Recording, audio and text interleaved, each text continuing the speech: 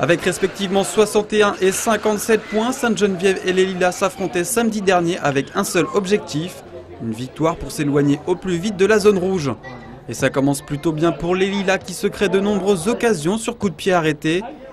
Petite réaction des Essonniens sur cette frappe lointaine de Ben David. Mais à la 38e minute, sur un nouveau coup franc concédé par Sainte-Geneviève, les Lilas vont ouvrir le score par l'intermédiaire de Patricio Suarez, étonnamment seul au milieu de la surface. 1-0 à la mi-temps et une très mauvaise opération pour les hommes d'Emmanuel Dorado. Mais de retour des vestiaires, Marco Lorenzo rentre en jeu. Coaching gagnant puisque moins de 5 minutes plus tard, le numéro 16 essonien égalise pour Sainte-Geneviève. Akiana aurait même pu redonner l'avantage aux siens, mais l'arbitre signale un hors-jeu complètement imaginaire. À la 65e, Akiana, toujours lui, lance parfaitement Aïe en profondeur. Le numéro 11 essonien ajuste sans problème Diawara. 2-1 pour Sainte-Geneviève. Petite réaction des Lilas qui oblige Sébastien Caleras à une belle parade. Puis c'est Jean Passy Petit qui sauve les siens quelques instants plus tard. Dans les arrêts de jeu, Ben David se chargera de crucifier les visiteurs sur un raid solitaire conclu sans trembler.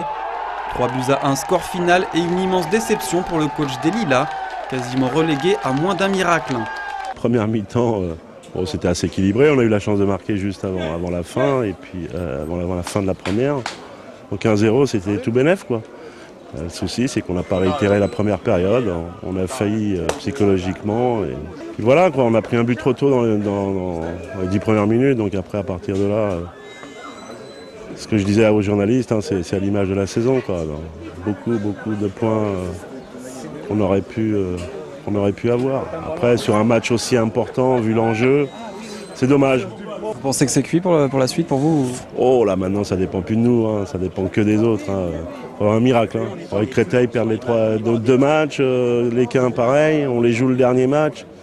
Mathématiquement, c'est pas fini, mais il ne faut pas rêver non plus, quoi. On l'a fait 2 années de suite. Si on le refait cette année, c'est plus un miracle, ça sort de. Il faut aller à Lourdes là. Non, donc voilà, il reste 2 matchs, on va les jouer et puis on verra bien. Maintenant, ce qui est rageant, c'est que ça ne dépend plus de nous, quoi. Alors que si on avait gagné aujourd'hui, le maintien dépendait que de nous et de nos pieds, quoi. Et la première, on a commencé un peu à avoir peur, je pense, parce qu'on savait l'importance du match. Si on gagnait, on les écartait déjà d'une du maintien. 2, nous, on se mettait dans de bonnes positions pour se maintenir sans finir dans les 13e, puisqu'on sait que les pires mauvais 13e, ça va être compliqué. C'est des calculs d'apothicaire, c'est assez dur. Et en deuxième mi-temps, on s'est dit les choses à la mi-temps, et voilà, on a rectifié le tir avec...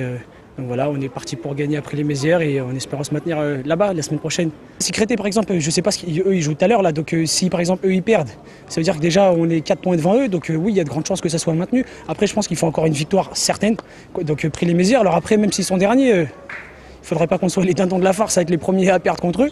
Et donc ouais, j'espère que là-bas on va pouvoir gagner. Et après, ceux dans le dernier match, on sait tout ce que c'est, du moins. Pour certains qui ont connu les centres de formation, c'est ce que ça peut représenter. Ceux dans le dernier match, généralement les jeunes n'ont pas forcément envie. Soit pour ceux qui restent, ils préparent déjà l'année prochaine. Ceux qui partent, ils n'ont pas envie de se blesser, puisque généralement après derrière, ça enchaîne avec des essais. Donc on espère pouvoir finir par 2 victoires et ça permettrait de commencer l'année, préparer l'année prochaine avec dans de bonnes dispositions. Au classement, les Essonniens sont 12e avec 64 points et 6 longueurs d'avance sur les Lilas, le premier relégable. Mais il faudra éviter la 13e place, potentiellement synonyme de descente. À 2 journées de la fin, les Genevéfins ont leur destin entre leurs mains.